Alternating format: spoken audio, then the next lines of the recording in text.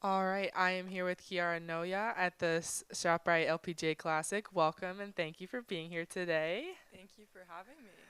So we'll first get started with you received a sponsor's invite into this tournament, and so many other well-known players like Christy Kerr, Michelle Wee West, Paula Creamer have also received sponsor invites into this tournament.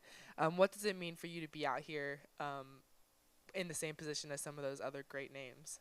Yeah, I mean, obviously a lot to live up to, but no, I think it's an amazing opportunity for me, just like for career-wise, but also as like a learning experience for me. First time on the LPGA for me, so I'm really, really excited to get the week started. Yes, and you became the youngest winner on the Ladies European Tour recently. What has it been like being such a young player among all these other players? I mean, it's tough, finding a good balance between school as well, because I am still in school, so that's not always the easiest. But at the end of the day, I'm doing what I love. I'm playing golf out there, and I guess that doesn't change with age. But yeah, I really enjoy being out on tour. It's what I love doing, and yeah. And then just this year, you've racked up 7 top 10 finishes, as well as a recent runner-up finish at the Belgian Ladies Open. How are you looking to use your past experience this week? I mean, every week's different. You want to say, "Oh, I'm perfectly prepped for everything," but I think I want to take every opportunity and experience I've had in the past and sort of channel it into this one. I'm trying to treat it like any other week on tour, and not think too much about it. But yeah, I'm really excited, and I think I've had a good season so far, and hopefully bring that good golf into the rest of this week. Absolutely. We will open it up for questions now, too, if anyone else would like to ask some.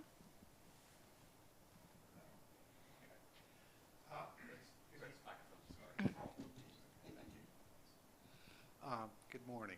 Morning. Um, what do you have on tap for the next couple of months of competition? Lots of travel. That's what I've got. Yeah, I mean, it obviously depends how I play this week, but planned right now is the MND German Masters in Berlin, which is where I was born, next week. So I'm looking forward to that one. I then go home for a week for prom, which is really cute. I'm really looking forward to that, and I guess then we sort of reevaluate and do the next stretch, but hopefully playing as many tournaments as I can. But obviously I've got a bit of school to manage as well, so it's difficult for me at times. But I think I've done a good job so far, and I'm really looking forward to the next stretch.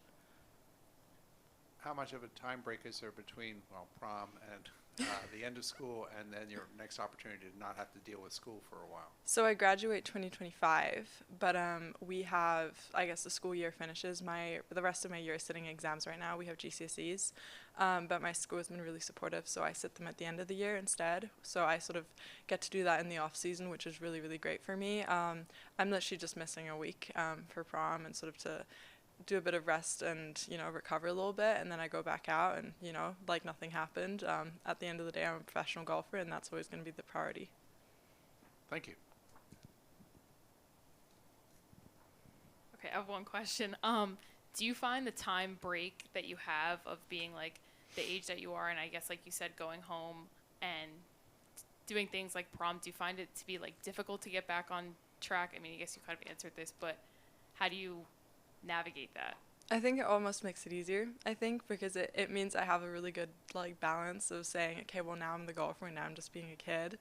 I think things like that help me sort of get away from the golf at times, not be too consumed by the industry. But yeah, I actually do enjoy being in school and sort of just being a regular person out there, and then coming back to golf and you just feel a lot more refreshed. I feel like at times when your mind's been maybe on an exam rather than thinking, oh, like the next 2 weeks I'm prepping for this. So, it's about how you balance it and what your priorities are, and making sure you have them in the right place. Thank you. Sorry, one other thing. Do you have plans for university? I haven't had plans of that, no. I think for me and the way sort of I value my academics, I'm pretty good in school. And I think for me, where I am right now, I've always sort of thought if I'm going to do something, I want to commit to that fully. And I struggle seeing myself in that environment. That opinion might change, but I think where I'm at right now, I just haven't seen the reason to. And I love being on tour and I love doing that and I love being a professional golfer, and I think I look forward to being able to commit to golf full time at some point. So that's where my head's at right now. Thank you. And then Mike on Zoom, if you would like to unmute and ask any questions. Yeah, hi. Can you give us a little idea of your background? I saw you started playing when you were 3 years old. What got you started playing, basically? I mean, obviously started at 3, but I don't think I was exactly grinding it out on the range at that age. I was probably more focused on building tents and riding the buggy. But both my parents were really keen golfers. They played golf, and they took me with them. They didn't really expect me to do anything out of it. I just sort of sat there building like forts. But I guess eventually I saw dad doing stuff, and when dad does something, you really got to beat him. So I think eventually I picked it up here and there, but it was really when I moved to England that I sort of really got into it. Obviously, when I was like 5, I didn't get what golf was. I didn't understand the purpose of it. I was like, why? Like I didn't get it. I wanted to watch Barbie. That's what I wanted to do. But it was sort of when I moved to England, I found more joy in it, I think. I liked practicing more. I sort of understood golf a little better. But yeah, that was sort of when I really got into it. My parents did not expect that. They did not see me becoming a golfer. So I think for them it was always like really interesting watching my love for the game grow. And I understand now you live in Dubai. How did you end up there, basically? So I was born in Germany, right? But I moved to England when I was 7, and moved to Dubai in end of 2020. So for me, growing up, I mean, most of us living in areas where the weather is pretty bipolar, we know winters can be pretty rough.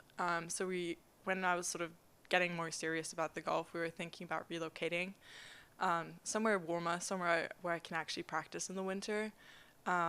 And a couple places came up. We were thinking Florida, we were thinking Dubai, and my parents got a work opportunity there, and then we never really looked back. I mean, it's been amazing for me, and I think it's been a massive factor to the way my career has gone so far. Yeah, what do your parents do for a living I or mean, for work? I don't want to get into that too much just because of privacy, but my Right. dad sacrificed so much. He's on tour with me a lot of the year, so my mom's out there working her butt off. So my mom's been a great help, and especially when I was first turning pro, the whole family commitment was a really, really big part of it, just because tour is expensive, and making sure that I have a good base and for people to believe in me like that was really special.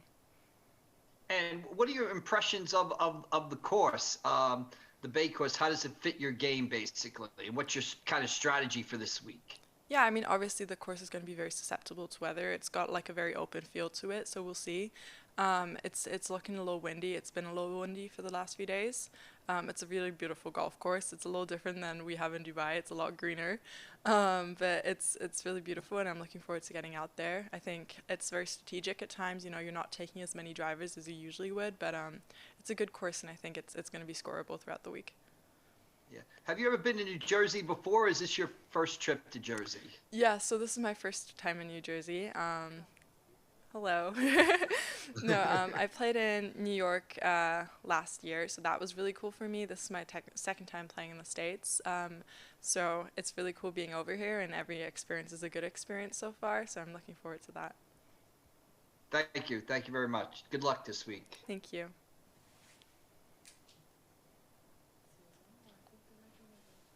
I'll go ahead and ask you a question too. So headed into this week too, you might have a few role models, a few mentors out there. What has been the best piece of advice you've received headed into this week? Oh, that's tough. I'm trying to think. I mean, a lot of people have been super supportive. I've got a lot of girls that I look up to that play on this tour, so I think a couple of them have really taken me under the wing, and I appreciate that a lot. I think sort of what my team has sort of always made sure to sort of point out is just go out there and just treat it like any other week. I think I've said that before. I think for me, like the weeks where I play really well are the weeks where I'm just committing to everything and I'm not afraid to fail, and I do a good job of that. So that's what I'm going to try and bring into this week, and I think if I do that, I'll be pretty set. Absolutely. Are there any other questions on the Zoom?